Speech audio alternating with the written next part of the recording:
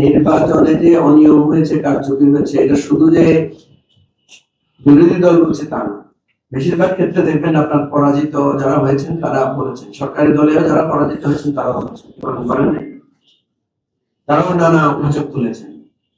টিআইবির একটা রিপোর্ট প্রাতিষ্ঠানিকভাবে তারা রিসার্চ করেছেন। আমরা যারা নির্বাচনে অংশগ্রহণ করেছি তারা আমরা দেখেছি যেখানে কালো টাকা ছড়াছড়ি হয়েছে, এখানে কিভাবে ম্যানিপুলেশন হয়েছে।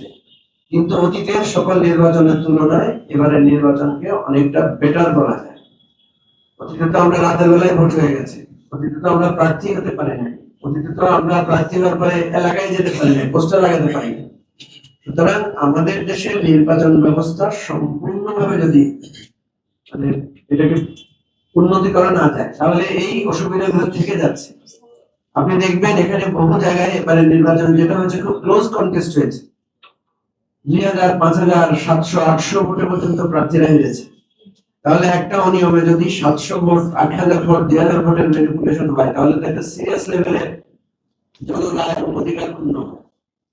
আমরা যেটা দেখেছি যে এই বিষয়গুলো হয়েছে এবং টিআইবি রিপোর্টে সেটা উঠে এসেছে, যেখানে জাল ভোটের কথা বলেছেন ওনারা বলেছেন যে নির্বাচনের আগের দিনের রাতের প্রভাবের কথা বলেছেন, ফলাফল বদলে দেওয়ার ঘটনাও ঘটেছে ওনারা বলেছেন, কালো টাকার ছড়াছড়ি, ভোট কেনার বেচার ঘটনাও ওনারা উল্লেখ করেছেন।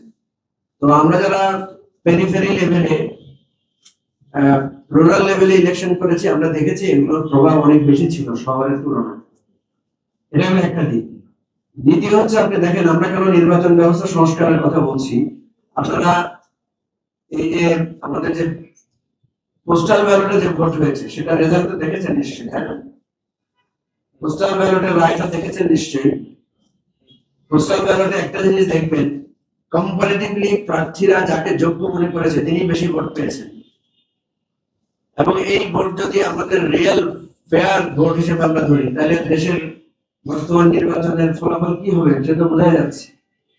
আমি কালকে একটা পরশুদিন একটা টক শোতে বলেছিলাম যে পোস্টাল ব্যালটে ইলেকশন যদি হয় কি হইতো, তখন অ্যাঙ্কর নিজেই মানে অফ দ্য রেকর্ডে বলছেন তাহলে তো আপনারা ক্ষমতা চলে আসতেন। তাহলে দেখেন মানুষ যদি নির্ভয়ে নিঃসংকোচিতে ভোট দিতে পারে তাহলে বাংলাদেশে আশা করা যায় একটা সুন্দর জবাবদিহিতামূলক সরকার হবে।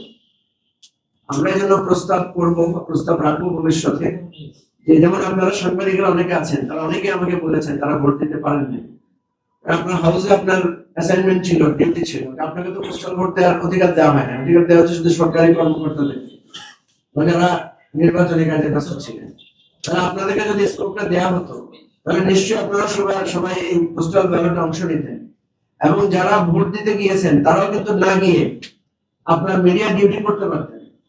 আমাদের পুলিশের ভাইয়েরা, তারপর সাংবাদিকেরা, ডাক্তাররা এবং বহু লোক আছেন যারা ডিউটির কারণে ভোট দিতে পারেন নাই, তাদেরকে যদি পোস্টাল ব্যালটে দেওয়া হতো, ইভেন তো আমি যেটা মনে করি যে ভবিষ্যতে একটা অপশন রাখা উচিত।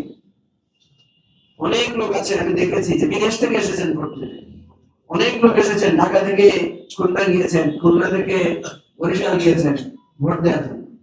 আমরা যদি জেনারেল পিপলের জন্য ওপেন করে দিতে পারতাম, যারা যারা প্রত্যাশী আকাঙ্ক্ষী তারা কিন্তু চাইলে পোস্টাল ব্যালটে আগে থেকে আগাম ভোট দিতে পারবেন। পৃথিবীর বহু দেশে এ ধরনের আগাম ভোটের বিধান আছে আপনারা জানেন। তো আমাদের এই নির্বাচন ব্যবস্থাটা সংস্কার করলে এই যে ভোট বেচা কেনা, নির্বাচনের আগের দিন রাতে ভয় ভীতি দেখানো, তারপরে এজেন্টকে কিনে ফেলা বা এজেন্টকে ভয় ভীতি দেখানো, এই যে ট্রেডিশনাল পুরানো দিনের ইলেকশন ম্যানিপুলেশনের যে প্রসেস গুলো আছে এগুলো কিন্তু অনেক অংশে কমে আসতে পারতো।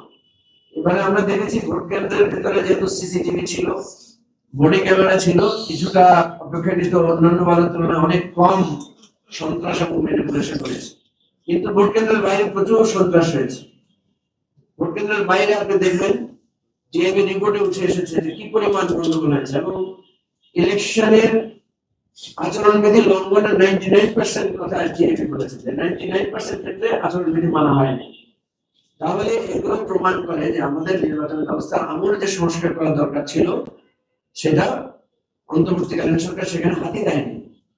আমরা আশা করব গণঅভ্যুত্থানের পরে এই গণতান্ত্রিক সরকার নিজেরা যেহেতু দেখেছেন তাদের দলের পরাজিত লোকেরাও কিন্তু নানা ধরনের ম্যানিপুলেশনের কথা উল্লেখ করেছেন, আপনারা দেখবেন বিভিন্ন জায়গায় তারা প্রতিবাদ করেছেন।